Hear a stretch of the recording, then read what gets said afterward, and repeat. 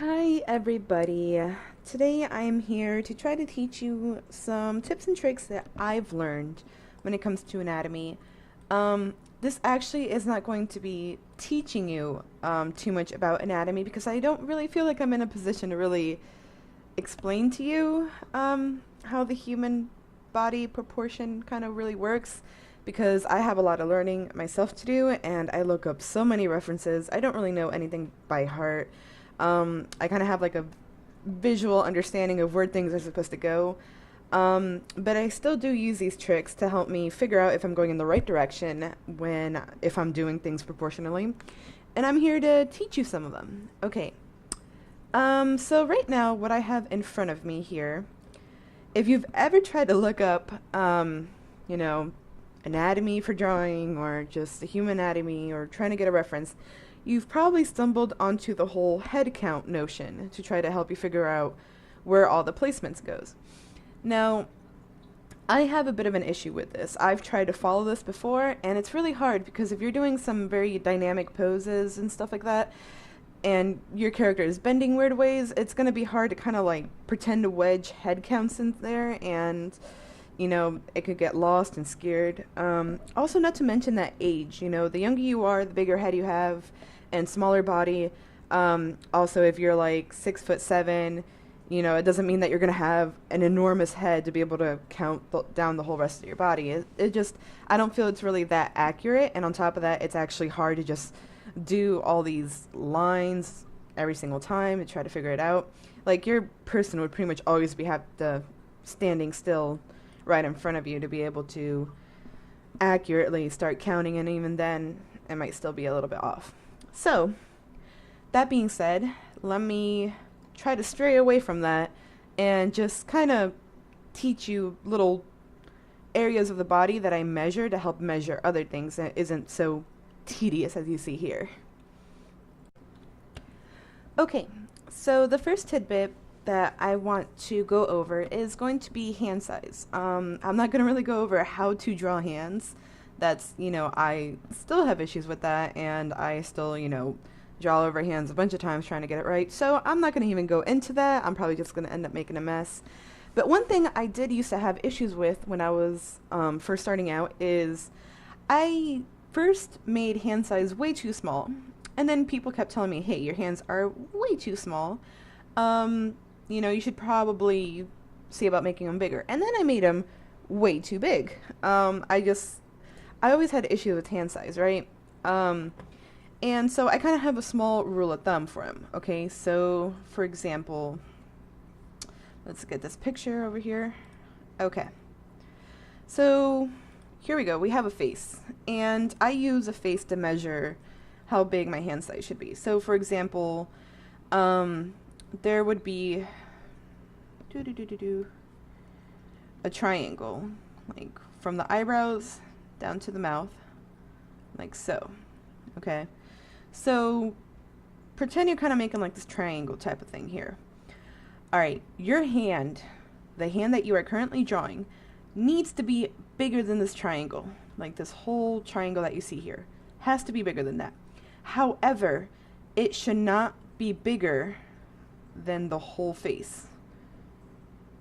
Okay, so in between like this square and bigger than the triangle, that's going to be the ideal size. Okay, so like as you see here, forget that blue line, whatever. Yeah, it's like covering majority of her face, but there's still room around her face for it. That's going to be your ideal hand size. Now, if you're drawing faces that are too big or too small, of course, that's probably going to scare your hand size or whatever, but we'll go over that later.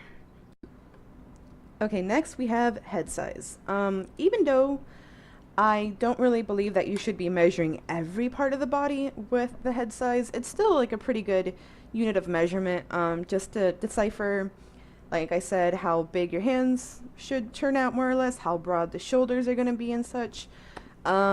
Keep in mind that most of the time, like, cartoons tend to over-exaggerate how big heads tend to be, like Disney or anime and such. It's really not that large, unless you are purposely deciding to make it large and stylize your drawing. So here, whoop, I know, I'm sorry, this looks really weird right now. I'm going to move the head down here, and you're going to notice that when I move it down, it's going to be, it takes up exactly halfway through each breastplate of the chest. And that is how big your head should be. Keep in mind, most of the time people tend to start out drawing the head first, and they're not going to be measuring the chest because you're most likely not going to have the body first and then draw the head, and that's fine. Just make sure that when you draw the body, it fits the size of the head that you currently drew. So, I mean, hold on. Like right here, see how it's like, more or less, get rid of that. It's like right in between the chest, and the lines I drew go straight down the middle of the chest plates, like so. This is how wide your head should be. And then, it goes from like generally the collarbone to like where your rib cage is ending. So like right here, and this is like the rib cage right here type of thing. Well, it's a little bit more down, like so. That's kind of the size of the body that you should be making, depending if like your head is this big or like huge. Just keep that in mind. This is what I normally use to decipher how big my head should be, or more rather, how big the body should be compared to the head that I just drew. So that is head size. Okay, and now we're going to talk about face proportion and the features of the face. I really just want to throw in here that from what I've seen, in my opinion and my belief, is that the face of your character is going to be the most appealing part of your character, no matter what, okay? Whether it's like animal or human or whatever the heck you're drawing that's, a character.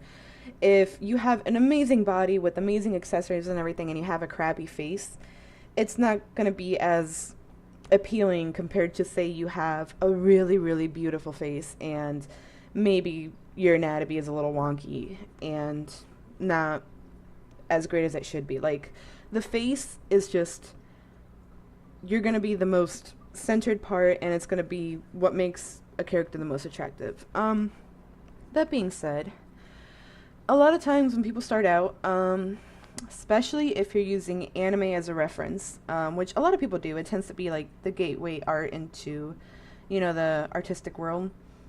A lot of people tend to draw the nose right in the middle of the face. Like, yeah, that would be like the middle. The nose, a lot of people tend to draw right here. The eyes, they do it like a lot higher on the face. And then right in between the eyes is going to be the nose, and then people tend to draw, the lips. Okay? This is not right, all right? Not at all. And what you should be doing is keep in mind that your eyes are going to be probably the thing that is in the middle of the face. Okay, maybe a little bit higher than the middle, but instead of the nose being like in the middle of the face, it's going to be generally the eyes. And the nose is not going to be right in between the eyes and the lips. No, the nose is actually going to be pretty close to the lips, and it's going to be farther away from the eyes. So it's not going to be like over here, here are the lips, here are the eyes. No, it's going to be noses down here, lips are down here, and then the eyes are going to be way up here. The lips are generally like about 1.5 inches off of the chin.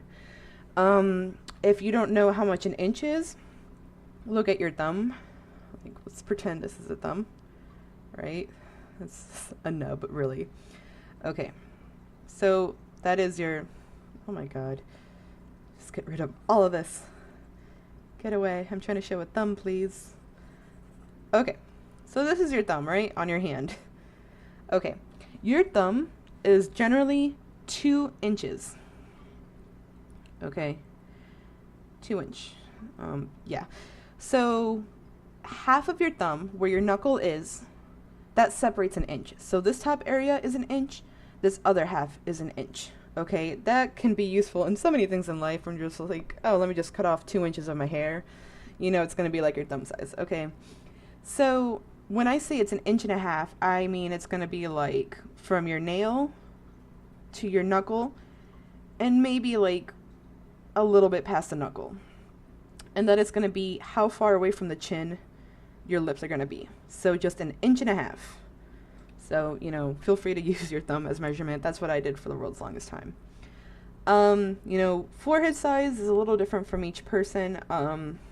Like, I normally try to keep it like 2 inches and a half forehead size. Then eyes, give about an inch and a half too from eyes to lip. I'm sorry, eyes to nose. And only 1 inch from lip to nose. 1 inch from lip to nose, about an inch and a half from eye to nose. Okay, so the main thing I'm just trying to convey here from, you know, face proportion or whatever, is that just do not make the nose the center of the face, and do not put the nose directly in between the eyes and the lips. No, the nose is closer to the lips than the eyes. Okay. All right. Next thing, I'm probably going to tackle 3 different things here. Okay, so arm length. We talked about hand size, which is great, but arm length is just as important. What I found out over time is that your elbows, these guys right here, okay, whether you are male or female, they're always going to end right at the rib cage. Okay, so if you see that the rib cage is ending, which is, you know, a couple of inches under the boob or whatever, just when your waist is starting, that is going to be where your elbow is. Okay, so pretty much at the waist. Okay, that is your elbow. So if, you know, your elbows are up here or down here, you're doing it wrong. It's pretty much at the waist, right under the ribs and such. The wrist. The wrist is always going to be parallel to the end of your crotch. So that would be like here. Here it's, you know, like pretty much crotch. So elbow right next to the end of the rib cage, starting where the waist is. Wrist is going to be like to the end of the crotch. Now the shoulders. The shoulders actually have been a really big issue for me until just recently, because kind of with the hands, I drew them very tiny. Anime tends to, you know, show big heads, small shoulders, and everything else, and I kind of tend to follow that.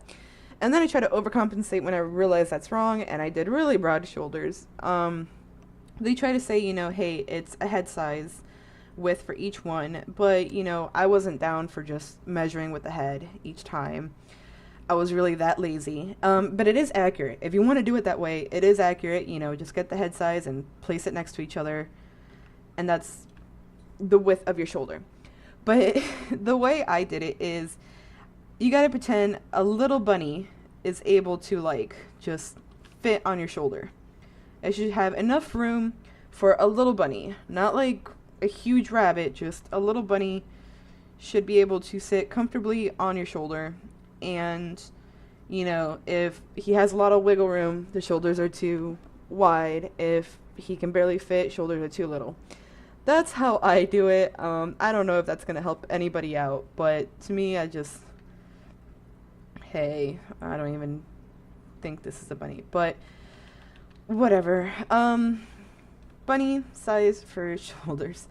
But most important thing, which is easier to remember, is just waist and elbow, crotch and wrist. Okay, then we're going to talk about legs. Sadly, I don't have as many tips for legs, really, but People actually have very different leg size and length and such, but one rule of thumb that I tend to follow is, okay, you have your torso from right under the breasts or boobs to your hips, like right sort of there. Okay, this length right here tends to be the length of your thigh too. So oh my goodness, what is happening? Let me redo this. From here to here, I think right there. Okay, move that down. So as you see, that tends to be the length of your thigh, ending right at the knee. Like when it starts hitting the knee, that's a different story. But when it starts disconnecting from the torso and getting to the knee, this should be the length of your leg. It's just torso sized. Again, from right under the boob, right to the hips, that's kind of what you should be aiming for. And let me, no, what is happening? Okay. And believe it or not, the same goes for the calf area. So if should have had this all prepared. Let me get a darker color. Okay, so from here right under the boobs down to like covering the hips more or less too. Yeah, you're gonna move that box down and it'll be the size of the calves, as you see, right under the knee. So, you know, this unit of measurement do not include the knees in either one. Like the thighs, right when it's about to hit the knee, that's how long it should be. And then you draw the knee, and then once you have the knee done, you use that same unit of measurement, and that's how long your calves are going to be until it hits the ankle. Okay, so, you know, they're pretty much the same length. So here are the thighs from here to here, and then you go down past the knees. From here to here, those are your thighs. That is how I tend to measure it, and it hasn't really failed me. Of course, if you're trying to go for like longer legs and smaller torso, there are women like that, just like men tend to have slightly shorter legs, slightly longer torso. You can just adjust it accordingly and such. But that is just a good way to keep in mind more or less how to measure it. So, and it's just easier to figure it out like this compared to counting heads, because if she's sitting or, you know, I don't know, trying to do a backflip or something, it's just a lot easier to figure out the torso size and then go down from there. Okay guys, I really don't I really don't know if this helped anybody at all. Like I said, you know, I don't really feel comfortable teaching about bone structure and muscle mass and, you know, where bone outline should be, like the collarbone or the length of the nose and whatnot. I'm still learning a lot myself. I have generally a decent idea of how things should look like, and that's how I even came up with these tiny random unit of measurements. Maybe it'll help you out. Let me know. I might do random more stuff. Have a good day, guys. Bye.